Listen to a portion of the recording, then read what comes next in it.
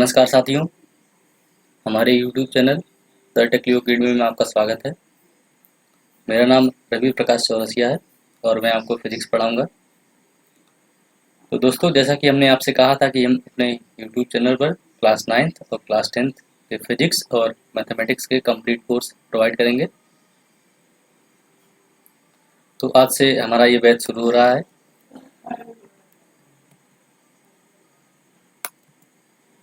हम हर week video lectures upload करेंगे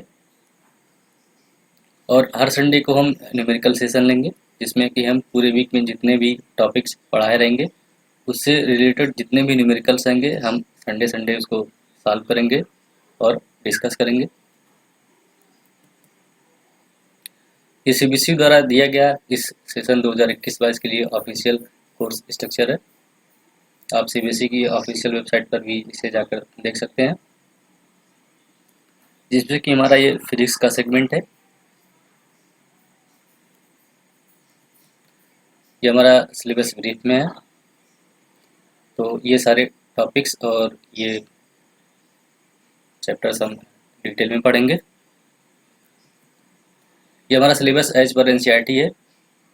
तो अभी के सिलेबस में इस सेशन के लिए हमें 2 चैप्टर्स दिए गए हैं, इलेक्ट्रिसिटी और magnetic effect of electric current. तो पहले हम इन दोनों चैप्टर्स को कंप्लीट करेंगे, फिर उसके बाद हम बाकी सारे चैप्टर्स भी कवर करेंगे, यानी कि हम पूरा कंप्लीट सिलेबस आपको प्रोवाइड करेंगे।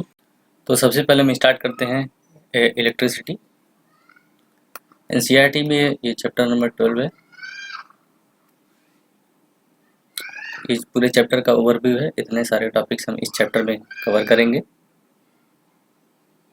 तो आज की बात करें आज की क्लास की, तो आज की क्लास में हम इलेक्ट्रिक चार्ज, इलेक्ट्रिक पोटेंशियल और इलेक्ट्रिक पोटेंशियल डिफरेंस के बारे में जानेंगे, क्योंकि ये 3 टॉपिक्स आज की क्लास में हम कवर करेंगे।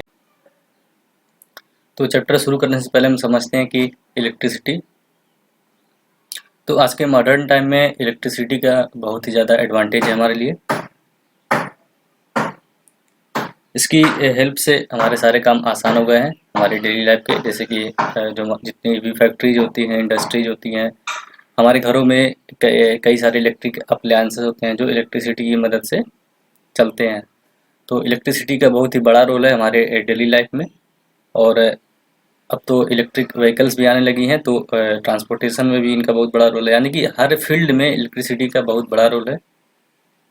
तो चलिए हम हमारा चैप्टर शुरू करते हैं। तो सबसे पहला टॉपिक है इलेक्ट्रिक चार्ज, तो इसे समझते हैं। बात करें डेफिनेशन की, the charge is an intrinsic property of matter by virtue of which it can exert electromagnetic force, यानी कि चार्ज किसी भी मैटर का इंट्रिंसिक या मतलब होता है इटसेल्फ, यानी कि किसी मैटर के खुद के प्रॉपर्टी की वजह से अगर इलेक्ट्रोमैग्नेटिक फोर्स एक्सर्ट हो रहा है तो हम बोलेंगे कि उस मैटर के अंदर क्या है, चार्ज है। यानी कि अगर कोई मैटर है, कोई सबस्टेंस है, कोई एलिमेंट है, अगर उसके अंदर मतलब अगर वो इलेक्ट्रोमैग्नेटिक फोर्स एक्सर्ट कर सकता है, उसके अंदर ऐसी प्रॉपर्टी है, तो हम बोल सकते हैं कि वो एक चार्ज है, इलेक्ट्रिक चार्ज। तो इसका ऐसा यूनिट होता है कूलम। बाकी आगे हम इस चीज़ को अच्छे से समझेंगे कि इलेक्ट्रोमैग्नेटिक फोर्स क्या होता है। तो सब समझते हैं, जैसे कि हम अगर कॉम यानी कि कंघी करते हैं अपने बालों में, अगर उसको हम अगर उसको हम पेपर के पास ले जाते हैं तो वो पेपर को अट्रैक्ट करता है, यानी कि क्या है, कॉम अट्रैक्ट, यानी कि यहाँ पर क्या हो रहा है, कुछ ना कुछ चार्ज जनरेट हो रहा है जो दोनों को जोड़ रहा है। तो हम बोल सकते हैं यहाँ पर चार्ज जनरेट हो रहा है, यानी कि जब हम कंघी करते हैं अपने बालों में, तो हम अगर उसको किसी पेपर के टुकड़े के पास ले जाते हैं तो हम देखते हैं कि वो उसको अट्रैक्ट करता है, उसको चिपकाने लगता है। आगे हम बात करते हैं टाइप्स ऑफ इलेक्ट्रिक चार्जेज, यानी कि ये 2 तरह के होते हैं, एक पॉजिटिव होता है, एक नेगेटिव होता है। तो अगर हम एग्जाम्पल की बात करें, तो जब हम ग्लास रॉड को सिल्क क्लॉथ के साथ रगड़ते हैं तो ये पॉजिटिव चार्ज यहाँ पर जनरेट होता है। और अगर हम इबोनाइट रॉड को विलिन क्लॉथ के साथ रब करते हैं, रगड़ते हैं, तो यहाँ पे नेगेटिव चार्ज जनरेट होता है। ये बाई कन्वेंशन ऐसा माना जाता है। इसका एग्जैक्ट प्रूफ नहीं है, लेकिन एक कन्वेंशन की तरह है कि अगर ग्लास रॉड को सिल्क क्लॉथ के साथ रगड़ा जाता है तो ग्लास रॉड में पॉजिटिव चार्ज जनरेट होता है, और इबोनाइट रॉड को वुलन क्लॉथ से रब किया जाता है तो इबोनाइट रॉड में नेगेटिव चार्ज जनरेट होता है। आगे हम बात करते हैं प्रॉपर्टी ऑफ चार्जेस। तो चार्ज की दो प्रॉपर्टीज होती हैं। पहला है कि अपोजिट चार्जेस और unlike charges attract each other, यानी कि दो अपोजिट चार्ज हैं, दो अलग अलग चार्ज हैं, अनलाइक मतलब सेम चार्ज नहीं है, तो क्या करते हैं, हमेशा क्या करेंगे, एक दूसरे को अट्रैक्ट करेंगे। जैसे कि यहाँ पे एग्जांपल है, एक पॉजिटिव चार्ज है, एक नेगेटिव चार्ज है, तो ये हमेशा एक दूसरे के करीब आएंगे, यानी कि अट्रैक्ट करेंगे एक दूसरे को। फिर वही हम बात करें सिमिलर चार्जेस की, दूसरा जो हमारे प्रॉपर्टी होता है चार्ज का, तो सिमिलर चार्जेस और like charges repel each other, यानी कि अगर दो सेम चार्ज हैं, सॉरी यहाँ पे देखिए ये दोनों ही पॉजिटिव हैं या दोनों ही नेगेटिव है, तो दोनों ही केस में दोनों क्या करेंगे, एक दूसरे से दूर जाएंगे, यानी कि रिपेल करेंगे। तो यहाँ पर हम देख सकते हैं, या तो पॉजिटिव पॉजिटिव हो तब भी रिपेल करेगा, या नेगेटिव नेगेटिव हो तब भी रिपेल करेगा। यानी कि कहने का मतलब है कि अगर चार्जेस अलग अलग हैं तो एक दूसरे को अट्रैक्ट करेंगे, और चार्जेस अगर सेम हैं तो रिपेल करेंगे। तो हमारे चार्जेस की प्रॉपर्टी होती है। नेक्स्ट हम एक क्वेश्चन देखते हैं, एनसीईआरटी बुक से एक क्वेश्चन है। इसमें पूछा है, calculate the number of electrons constituting 1 coulomb of charge, यानी कि 1 कूलम चार्ज में कितने नंबर ऑफ इलेक्ट्रॉन्स होंगे। तो समझते हैं, तो हम ये जानते हैं कि एक इलेक्ट्रॉन का चार्ज कितना होता है, 1.6 इंटू 10⁻⁻19 कूलम, यानी कि अगर एक इतने कूलम में अगर एक इलेक्ट्रॉन आता है तो 1 कूलम में कितने इलेक्ट्रॉन आएंगे, तो ये हो जाएगा 1/1.6 इंटू 10⁻⁻19, ये कितना आ जाएगा, ये हमारा हो जाएगा, ये 10⁻⁻19 ऊपर चला जाएगा, यहाँ पर आएगा, ये प्लस आएगा 1.6,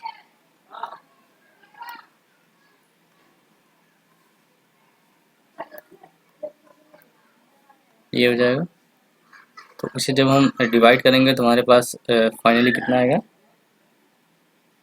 6.25 इंटू 10⁻18 इलेक्ट्रॉन्स, यानी कि अगर इतने इलेक्ट्रॉन्स को एक साथ अगर हम कंबाइन करेंगे तब हमारा कितना हो जाएगा, तब जाके हमारा 1 कूलम चार्ज बनेगा। यानी कि जो कूलम होता है, ये मतलब इसकी अगर कंपेयर की जाए इलेक्ट्रॉन और न्यूट्रॉन के से, तो ये बहुत ही ज़्यादा आता है, 1 कूलम का मतलब वैल्यू ज़्यादा है। जैसे कि यहाँ पर हम देख रहे हैं कि 6.25 इंटू 10⁻18 इलेक्ट्रॉन्स अगर हम एक साथ रखेंगे तब हमारा 1 कूलम चार्ज जनरेट होगा। आगे हम समझते हैं कंडक्टर्स और इंसुलेटर्स। किसी भी एलिमेंट के ये बेसिक मतलब डिवाइड कर सकते हैं हम कंडक्टर और इंसुलेटर, जब हम बात करें चार्जेज और इलेक्ट्रिसिटी की। तो समझते हैं कंडक्टर्स और इंसुलेटर्स क्या होते हैं। तो सबसे पहले समझते हैं कंडक्टर्स। तो बात करें डेफिनेशन की, the substances through which electricity can flow are called conductors,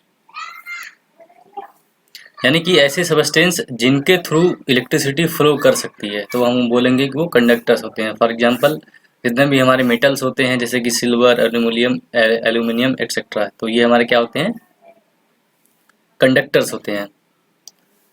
फिर हम बात करें इंसुलेटर्स की, the substances through which electricity can not flow are called insulator, यानी कि ऐसे सबस्टेंस, ऐसे मटेरियल्स जिनके थ्रू इलेक्ट्रिसिटी फ्लो नहीं कर सकती है, जैसे कि प्लास्टिक, रबर एक्सेट्रा। जैसे कि हम देखते हैं जब कोई इलेक्ट्रीशियन काम करने जाते हैं तो वो अपने हाथ में हैंड ग्लव्स जो रबर के या प्लास्टिक के यूज करते हैं, वो इसलिए जिससे कि सेफ साइड उन्हें मतलब इलेक्ट्रिसिटी का है वो टच ना करे कहीं वायर तो वो क्या होता है, इंसुलेटर की तरह काम करता है कि अगर वो वायर, कभी कभी होता है कि अगर वायर लाइव है यानी कि उसमें करंट आ रही है, फिर भी अगर वो उसे जोड़ते हैं तो उन्हें फिर भी करंट नहीं, उसका इफेक्ट नहीं उनके पास होता है। तो हम बोल सकते हैं कि ये जो ऐसे सबस्टेंस जो इलेक्ट्रिसिटी को पास नहीं करने देते हैं, यानी कि जिनके थ्रू इलेक्ट्रिसिटी फ्लो नहीं कर सकती है, उन्हें हम बोलेंगे इंसुलेटर। और ऐसे सबस्टेंस जिनके थ्रू इलेक्ट्रिसिटी पास कर सकती है, उन्हें बोलेंगे कंडक्टर्स। फिर यहाँ पर हम देख सकते हैं कि ये एक पॉइंट है note, the presence of free electrons और mobile electrons in a substance makes it a conductor. यानी कि ऐसी क्या प्रॉपर्टी होती है जो कंडक्टर और इंसुलेटर में डिफरेंस करती है, कि हम कैसे बता सकते हैं कि कोई कंडक्टर है कोई इंसुलेटर है, कैसे समझ सकते हैं। तो जो कंडक्टर्स होते हैं उनमें फ्री और जो ये फ्री इलेक्ट्रॉन्स, या उन्हें हम मोबाइल इलेक्ट्रॉन्स भी कहते हैं, तो उनके अंदर फ्री इलेक्ट्रॉन्स होते हैं जिसकी वजह से ये कंडक्टर्स होते हैं। और इसी फ्री इलेक्ट्रॉन की वजह से ये इलेक्ट्रिसिटी कंडक्ट कर सकते हैं, यानी कि अपने थ्रू इलेक्ट्रिसिटी पास कर सकते हैं।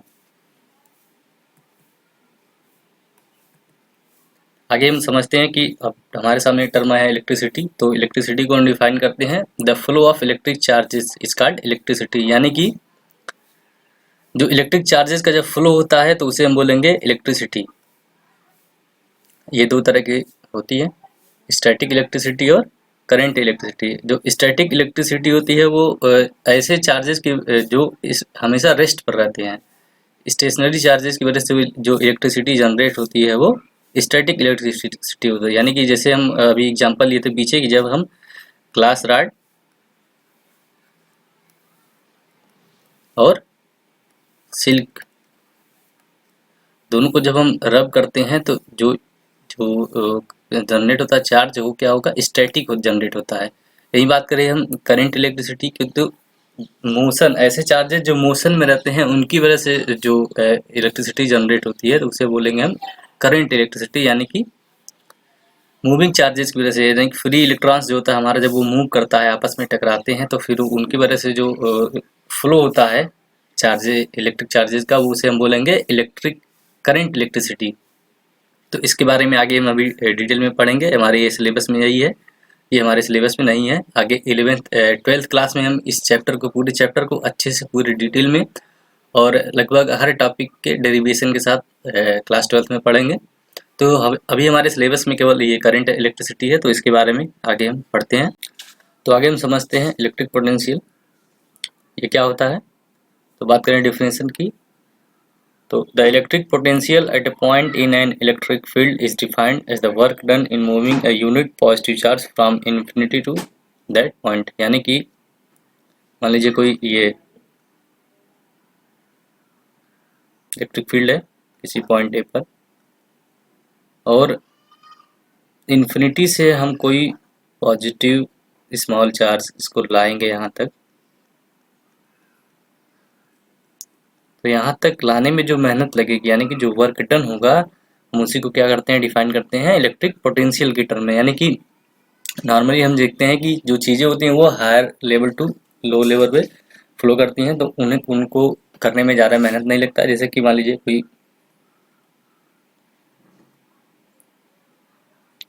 कोई बॉल यहाँ पर है, यहाँ से अगर हम इसको छोड़ देंगे तो ये अपने आप यहाँ पर चली जाए, इसको यहाँ आसानी से आगे इसको यहाँ पर लाने में कुछ ज़्यादा मेहनत नहीं लगी। लेकिन अगर यही इसी बॉल को हम दोबारा से इसको यहाँ से यहाँ ले कर जाएंगे तो हमें क्या, यहाँ से अगर यहाँ पर हम ले जाते हैं तो हमें थोड़ा सा एक्स्ट्रा मेहनत करना पड़ेगा।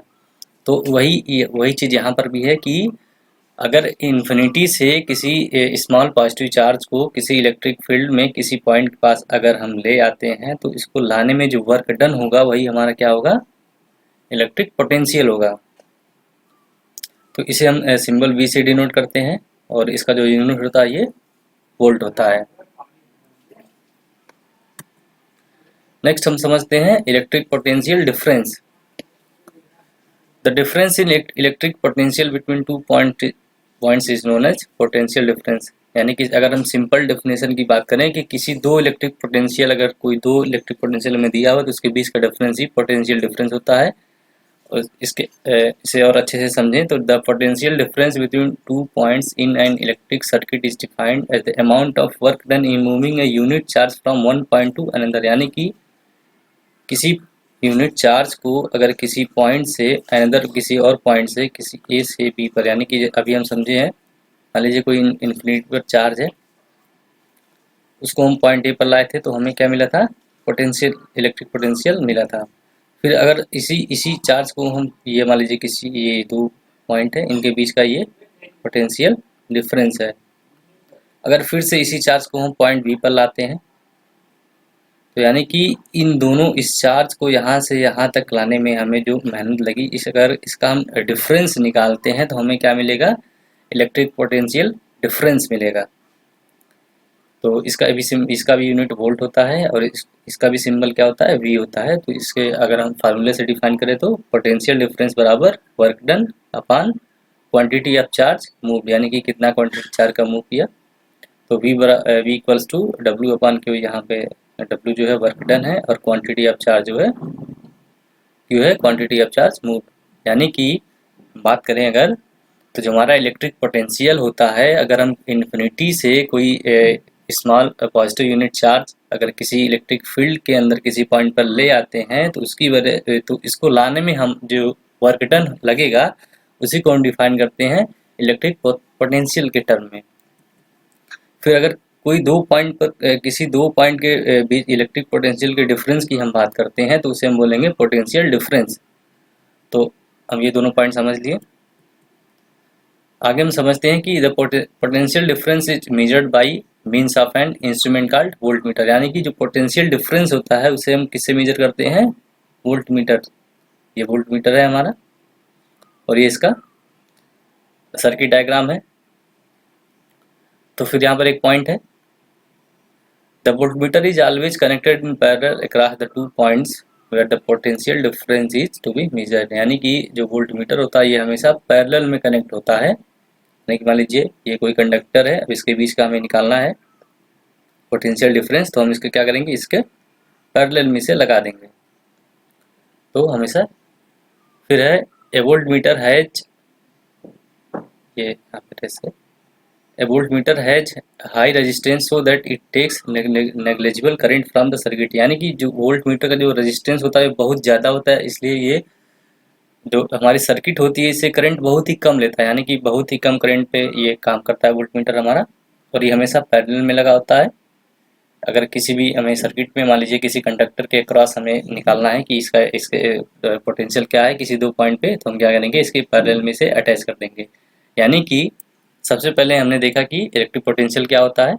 तो इलेक्ट्रिक पोटेंशियल होता है कि इन्फिनिटी से किसी पॉजिटिव यूनिट चार्ज को अगर हम किसी इलेक्ट्रिक फील्ड के किसी पॉइंट पर लाते हैं तो इसे लाने में जो हमारा वर्क डन होगा वो इलेक्ट्रिक पोटेंशियल होगा। तो अगर यही काम हम किसी दो पॉइंट के बीच कर रहे हैं तो इनके बीच का जो डिफरेंस आएगा उसे हम पोटेंशियल डिफरेंस कहते हैं। ये हमारा फार्मूला होता है इलेक्ट्रिक पोटेंशियल डिफरेंस का। और इसे मेजर करने के लिए हम इंस्ट्रूमेंट यूज करते हैं वोल्ट मीटर। और हमेशा इसे हम अगर किसी दो पॉइंट के बीच हमें मेजर करना है किसी ए और बी के बीच, तो इसे हमेशा हम पैरेलल में कनेक्ट करते हैं। वोल्ट मीटर हमारा, ये हमारा हमेशा पैरेलल में कनेक्ट होता है।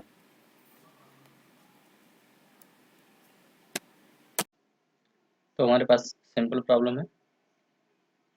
तो क्वेश्चन क्या कह रहा है, how much work is done in moving a charge of 2 coulombs from a point at 118 volt to a point at 128 volt. यानी कि कोई 2 कूलम का चार्ज है, उसे 118 वोल्ट कोई एक पॉइंट है, उससे 128 वोल्ट दूसरे पॉइंट तक ले जाने में, उसको मूव करने में कितना वर्क डन लगेगा। तो इस क्वेश्चन को सॉल्व करते हैं।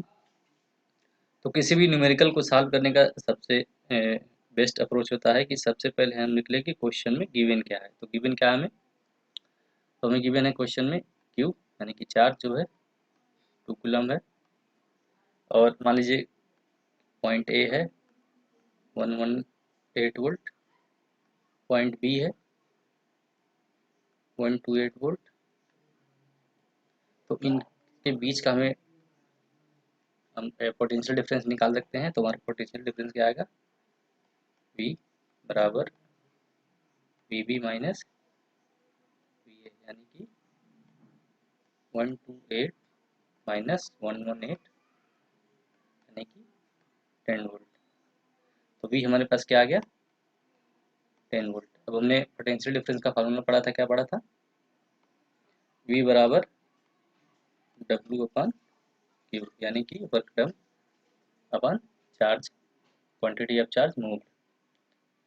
तो यहाँ पर हमें V दे रखा है क्वेश्चन में, Q दे रखा है और हमें W निकालना है। तो चलिए इसे कैलकुलेट करते हैं। तो हमारे पास आ जाएगा W equals to V into Q. V कितना है? 10 वोल्ट है, इंटू Q कितना है? 2 कूलम है। तो ये हमारे पास क्या आ जाएगा? W 20 जूल्स, या सिंपली हम बोल सकते हैं 20 जूल्स को हम J से रिप्रेजेंट करते हैं, कैपिटल J। ये हमारा आ गया वर्क डन। यानी कि हमें किसी दो पॉइंट के बीच, मान लीजिए यहाँ पे कोई 2 कूलम का चार्ज है, उसको यहाँ से यहाँ मूव किया हम, तो इसको मूव करने में हमें कितना वर्क डन लगा, ये इस क्वेश्चन में पूछा था। तो इस क्वेश्चन को हम इस तरह से सॉल्व कर सकते हैं। आगे हमारे पास एक और क्वेश्चन है। क्वेश्चन में पूछा है how much energy is given to each coulomb of charge passing through 6 volt battery. यानी कि किसी 6 वोल्ट बैटरी से चार्ज पास किया जा रहा है, तो हमें कितना एनर्जी देना, मतलब कितना देना पड़ेगा। तो इस क्वेश्चन में बात करते हैं। तो यहाँ पे एक टर्म है हमारे पास ईच कूलम। ईच कूलम का मतलब होता है एवरी,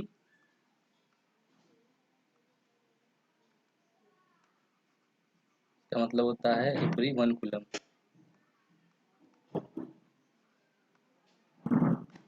यानी कि हमारे पास यहाँ पर चार्ज क्या हो जाएगा? Q बराबर 1 कूलम। और हमें क्या दे रखा है?